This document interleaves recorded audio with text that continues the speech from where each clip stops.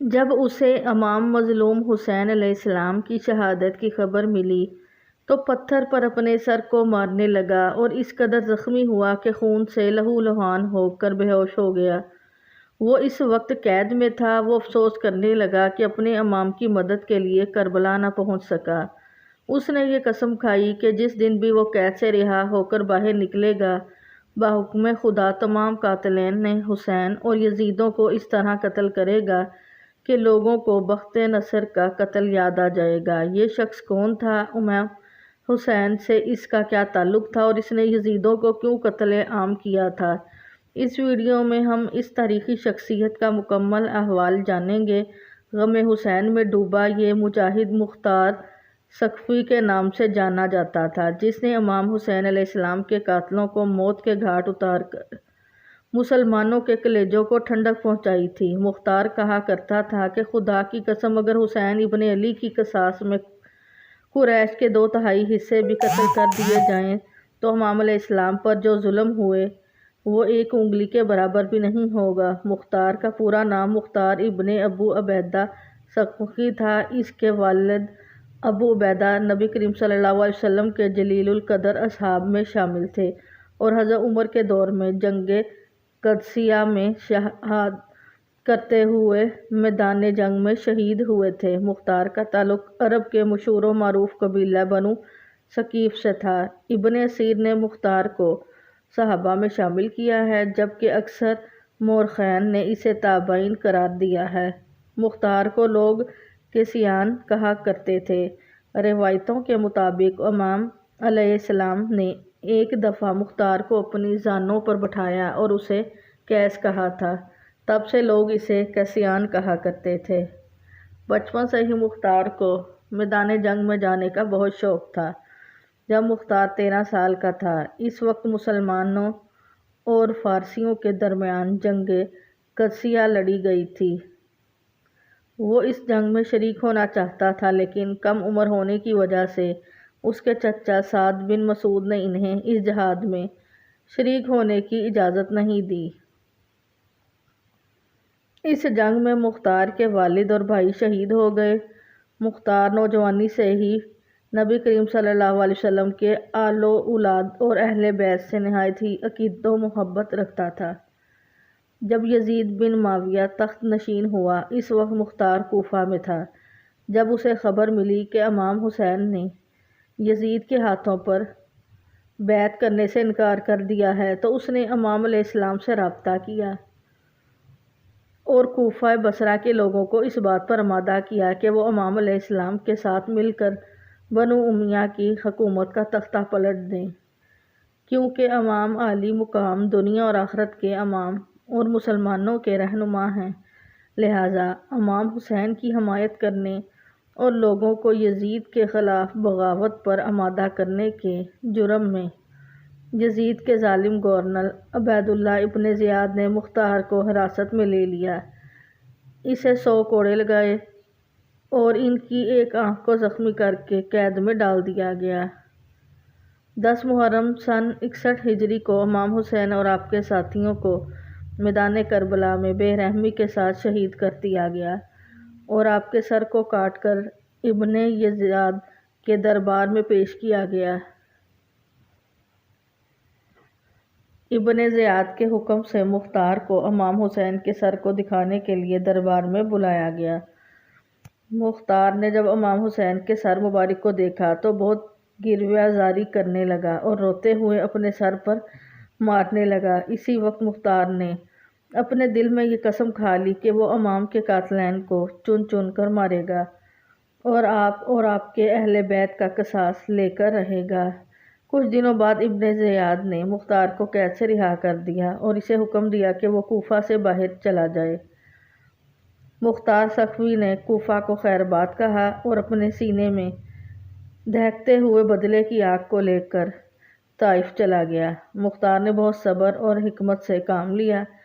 اس نے پہلے اپنے تمام پرانے ساتھیوں کو جمع کرنا شروع کیا اور ایک چھوٹی سی فوج بنائی۔ مختار نے اپنے پرانے ساتھی ابراہیم ابن مالک اشتر کو بھی اپنے ساتھ ملا لیا۔ جو حضرت علی کے جانثار سپاہی مالک اشتر کا بیٹا تھا اور اہل بیت رسول سے بے پناہ محبت رکھتا تھا۔ ابراہیم کے پاس بھی چھوٹی سی لشکر تھی جسے مختار نے اپنی فوج میں ملحق کر دیا۔ اس کے بعد مختار نے اجمیوں، ایرانیوں اور موالیوں کو اپنی فوج میں شامل ہونے کی دعوت دی۔ یہ لوگ دراصل بنو امیہ کے ظلم اور عربی و اجمی تفریق سے پریشان تھے، لہٰذا وہ اجمی اور موالی جو اہل بیت رسول کے شیعہ تھے مختار کے ساتھ ہو گئے۔ رفتہ رفتہ مختار کی طاقت میں مزید اضافہ ہو گیا۔ مختار کی رگوں میں خون کی طرح دوڑتی اہل بیت سے محبت اسے بار بار حسین ابن علی کی شہادت یاد دلا رہی تھی۔ مختار اب قیام کے لیے تیار تھا۔ مختار نے اللہ رب العزت کے دربار میں دعا کی کہ اسے تب تک موت نہ آئے جب تک وہ ایک ایک یزیدیوں کو قتل کر کے ان کے ناپاک وجود سے اس زمین کو پاک نہ کر دے۔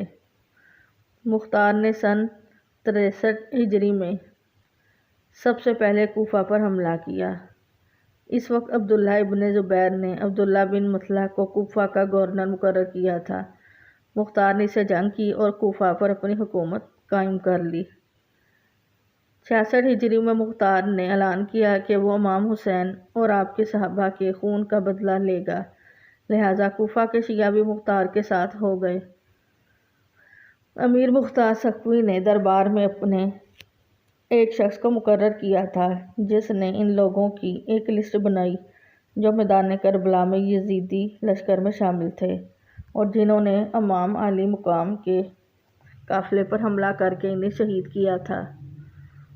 اس فہرست میں جتنے لوگ بھی شامل تھے، مختار نے ان تمام لوگوں کو تلاش کروایا اور انہیں قتل کرنا شروع کیا، جن میں شمر، خولی، عمر بن سعد شامل تھا۔ کہتے ہیں کہ جب مختار ان قاتلین کو پکڑتا تو ان سے پوچھتا کہ کربلا کے میدان میں تم نے امام حسین پر کیسے کیسے ظلم کیے تھے۔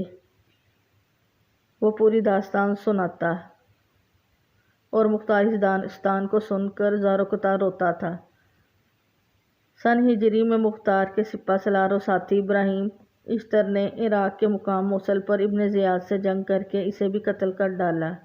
ابن زیاد وہی شخص تھا جس نے امام حسین کے کٹے ہوئے سر مبارک پر چھریاں مار کر بے حرمتی کی تھی، لہٰذا مختار نے ابن زیاد کے کٹے ہوئے سر کو کوفہ بھیجنے کا حکم دیا اور بالکل اسی مقام پر اس کے سر کو رکھا جہاں اس نے امام حسین کا سر رکھا تھا۔ ترمذی شریف کے روایت کے مطابق جب ابن زیاد کے سر کو کوفہ کی مسجد میں رکھا گیا تھا تو ایک سانپ ظاہر ہوا اور اس کے ناک کے ایک نتنوں میں داخل ہو کر دوسرے سوراخ سے نکل گیا۔ اسی طرح اس سانپ نے 3 دفعہ یہ عمل کیا اور وہاں سے چلا گیا۔ یہ عبرتناک منظر کو اہل کوفہ نے اپنی آنکھوں سے دیکھا۔ اس کے بعد ابن زیاد اور عمر بن سعد کے سروں کو مختار نے امام حسین کے بیٹے امام سجاد علیہ السلام کے پاس مدینہ بھیجا، جسے دیکھ کر آپ نے مختار کے حق میں دعا فرمائی۔ روایتوں کے مطابق مختار کے قیام کو امام سجاد کی اجازت اور حمایت حاصل تھی۔ سن ہجری کے بعد مختار کی امارت کمزور پڑنے لگی اور ابن زبیر کے بھائی مصعب نے کوفہ پر حملہ کر کے مختار کے قلعے کا گھیراؤ کر لیا۔ اس آخری لمحے میں مختار نے غسل کی عطر لگائی اور نماز ادا کرنے کے بعد بارگاہ الہی میں لشکر بجا لایا کہ اسے اللہ نے اتنی مہلت دے دی کہ اس نے تمام قاتلین حسین کو جہنم واصل کر دیا، اب اگر اسے شہید بھی کر دیا جائے تو کوئی غم نہیں۔ یہ کہہ کر وہ قلعے سے باہر آیا اور مصعب کی فوج سے لڑتا ہوا شہید ہو گیا۔